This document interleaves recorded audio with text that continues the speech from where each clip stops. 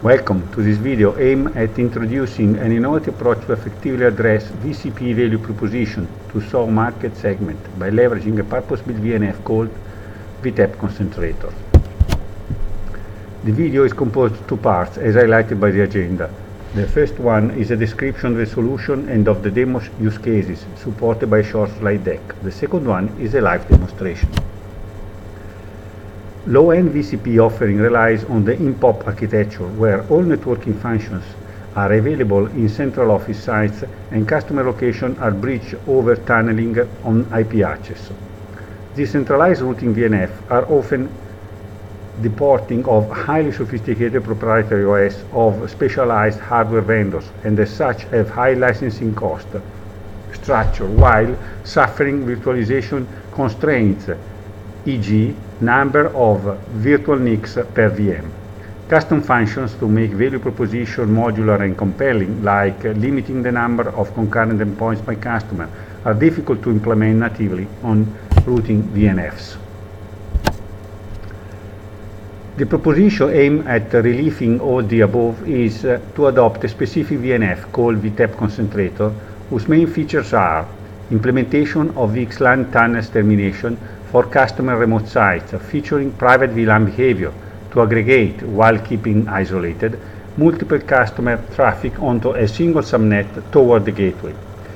This feature reduces the number of sub-interface on the routing gateway. vTAP concentrators is also provided with security workload capabilities like enable-disable tunnel traffic, limit the number of concurrent endpoints. The VNF relies on Open vSwitch for data plane forwarding. This diagram shows where vTAP concentrator fits in the overall in-pop vCPE architecture. From left to right, remote sites at customer premises are equipped with bridged CPE, providing broadcast domain extension throughout wide area network VXLAN tunneling on IP backbone. These tunnels are terminated on vTAP concentrator, who consolidates all the traffic toward the default gateway and split it back to the originator sites. vTAP concentrator behaviors is further explained here. Based on business rules like number of concurrent endpoints per site and site per customer, it configures OpenFlow rules for the Open vSwitch data plane engine. In case of dynamic MAC list, also known as temporary list, idle entries are purged to enable other entry points to go online. Static MAC list, also known as whitelist, is also available for endpoints required not to be forced offline on inactivity. Given the role of private VLAN logic, this diagram summarizes its characteristics as implemented in the distributed version throughout network switches via appropriate VLAN tagging. In the vTAP concentrator implementation, and each community is mapped to one or more remote location VXLAN tunnel associated to the same customer. And a level view of internal architecture represented here.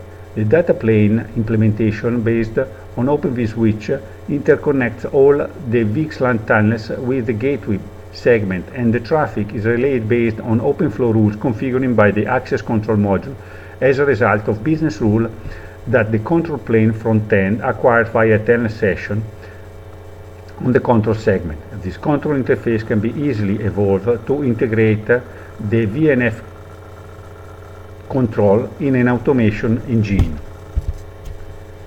The live demo use cases are implemented in KVM single host environment. The labels in the boxes represent the actual names of VMs, and the connectivity among them are based on KVM virtual networking with highlighted labels. The full gateway is provided the embedding networking service like DHCP, NAT, and routing. vTAP concentrator will be configured to set two communities for customers A and B, whose endpoints span 5 different locations. The use cases presented in the second part of the video are: VXLAN tunnels are off. An endpoint VM gains IP address and internet access when its tunnel is turned on via control console. Endpoints from different customers cannot ping each other despite sharing the same IP subnet. Endpoint VMs on same customers both on different VXLAN tunnels, different remote sites, can ping each other. An extra endpoint VM can go online on top of already max active endpoints only when the maximum number of concurrent sessions is incremented. Now let's move to the actual demonstrations. Before moving to the live demo, let's analyze the control plane interface.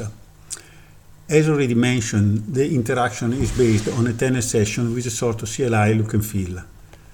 Once connected to the work control plane, the list of interfaces, their status with respect to customer assignment and idle timer are displayed. Let's go through the help command to appreciate the available options.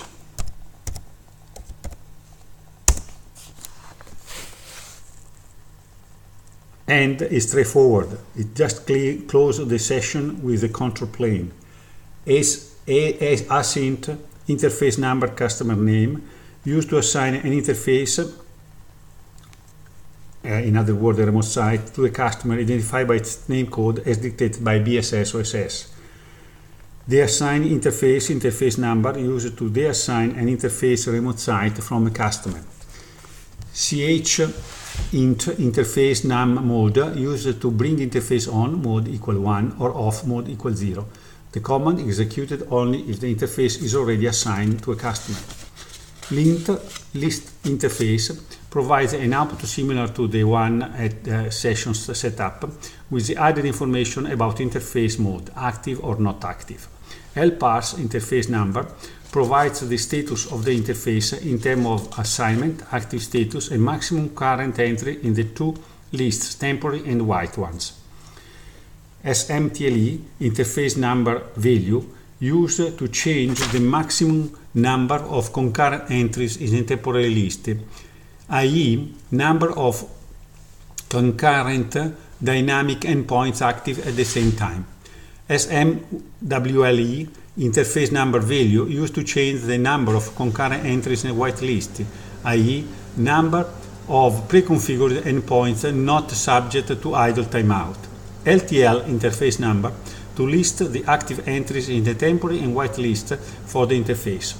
IWHL interface number MAC to insert an entry in the whitelist for the interface by specifying the MAC address as 12 hexadecimal digits. DWHL interface number entry position to delete the entry at the entry position specified from the whitelist of the interface. SetTO value to set a new value for the idle timer to purge inactive entries from the temporary list. LCC list customer codes with associated interfaces remote locations. SVCG to save the actual configuration for restart purposes. Now let's prepare the configuration for the live demos through this interface. Just a quick reminder of the configuration we are going to see. We have two customers, customer A, customer B, where customer A is associated location 1, 3, and 4, while for customer B the location are location 2 and location 5. So let's translate this into commands for the setup the demo configuration. So first of all, we have to assign interface 1 to customer A. Let's say cust A. Now assign interface 3 to customer A as well, and also interface 4 to customer A. If we go through LCC, we see that now customer A is a total of 3 interface number 1, 3, and 4. And we can see that it's exactly what is shown in the diagram. for the customer A, the yellow one, we have location remote 1, 3, and 4. So now let's do the same for customer B, which has associated location 2 and 5. So let's do assign interface 2 to customer B and assign interface 5 to customer B. Now let's see if we did properly. So let's list the customer codes. Now we see that we have customer A, which has 3 interface, number 1, 3, and 4, and customer B with total of 2 interface, number 2 and number 5. And we set up this configuration, and we can see also with the list interface another way to see the same result of the configuration. Let's now move to the use cases of the demo and live demo. Use case, we have customer A, which is present in 3 remote locations. In location 4, we have the desktop. So now let's configure the virtual machine connecting to the LAN location 4, apply, and let's start the connectivity request for the desktop while checking on vTap concentrator console what's the status for interface 4. We see that it is assigned to customer A, but is not active. So the effect is that the desktop will not be able to reach the default gateway and the internet because of that.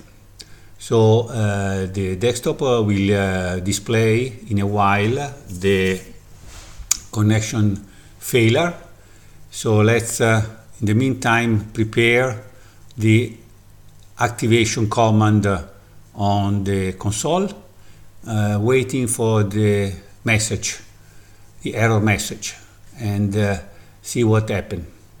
We got now the connection failure, so we issue the chint interface to active, and in fact we see that listing the tables, we see that already the MAC address of the desktop is already present, and we can now cross-check the number of the MAC address we have in the temporary list entry with the one that the desktop has in its configuration.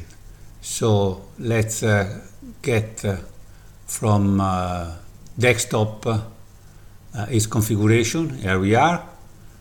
So let's highlight it and see the equivalence on the one that we have in the temporary list entry.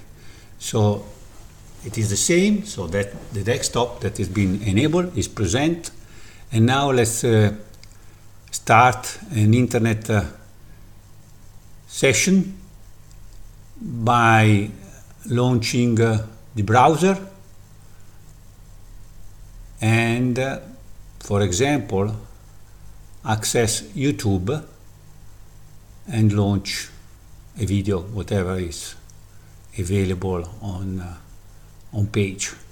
So we see now that in this second use case we are going to activate endpoint for customer B in remote location 2, and let's properly configure the connectivity for this virtual machine, moving it to LAN location 2. And once reconfigured, let's cross-check the status of interface 2 on vTap concentrator, which is not active, so let's move it to active with the proper command. Now let's activate the virtual machine, and now it's the virtual machine is booting up, and in a while we'll get the logon prompt, and let's enter console for the endpoint of customer B in remote location 2, cross-check its network configuration with IP address show command, and we see that this customer B endpoint acquired IP address .18, and we can verify on the console that actually the entry in the temporary list is mapping the same MAC address of the endpoint. So now let's try to ping the desktop of customer 1, which is still active. Let's cross-check its IP address, which is .12 as shown. So let's go back to the customer B endpoint and try to ping the .12 and verify that vTap concentrator is preventing visibility between endpoints pertaining to different customers, while at the same time is enabling this endpoint for customer B to reach out the internet on the well-known IP address. So let's do the cross-check from the desktop, which is active. So let's activate ping command, trying to reach out address .18. Okay, let's do the right, specify the right IP address, and we are now verifying that also this one is not able to cross.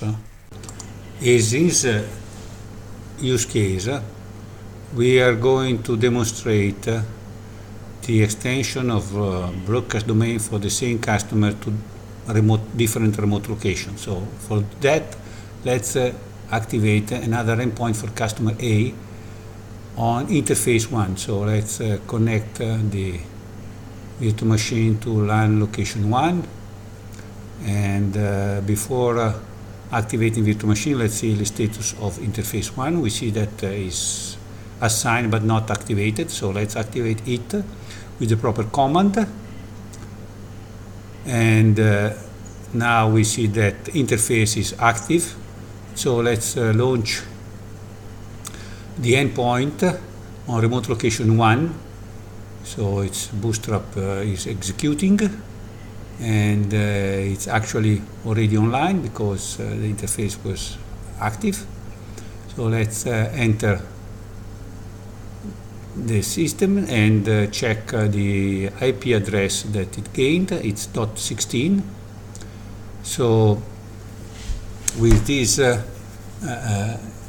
address in mind, let's check the ability to ping the desktop on remote location 4, which is number 12, and we see that it's successful. So the two endpoints for the same customer share a common broadcast domain. Let's do the cross-check from desktop, pinging interface .16. So to complete the testing of and we see that it is successful as well. In this fourth use case, we are going to demonstrate the capability to limit the number of concurrent endpoints for a remote location. So let's have remote location 4. We see that the maximum temporary entry list is 5, so let's reduce that to 2 as checked by this command. Now let's activate a couple of endpoints on this remote location. So let's move endpoint customer A1 from location 1 to location 4 and launch it. In the location 4 we already have the desktop active, so with the endpoint customer A we reach the limit of concurrent temporary list entries as indicated by on the console. So we see that the endpoint, second point that joined in the remote location, is actually working.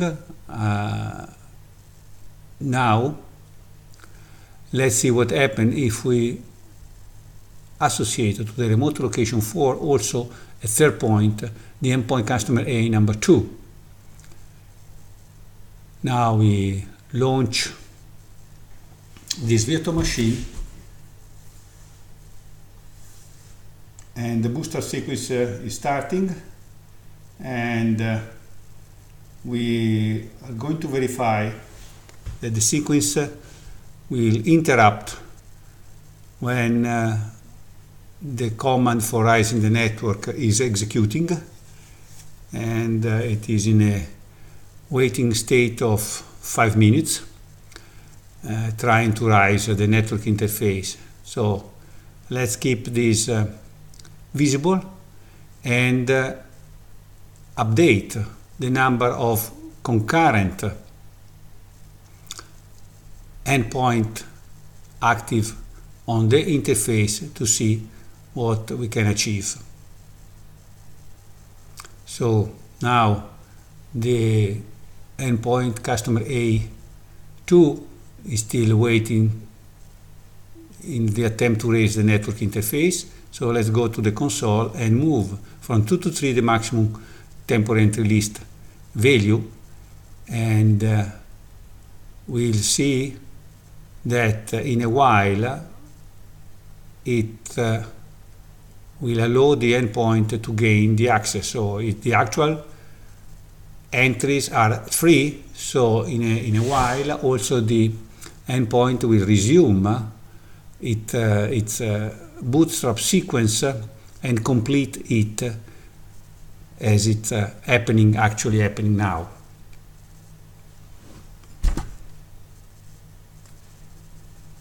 So let's log in and verify that also this third endpoint is able to access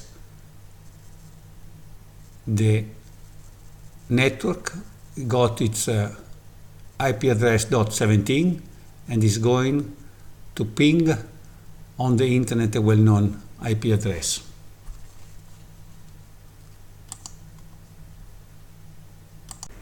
If you reach this point of the video, maybe you're interested to know more, feel free to write to vnfrelay@gmail.com to be in touch with the development team. Thank you for watching.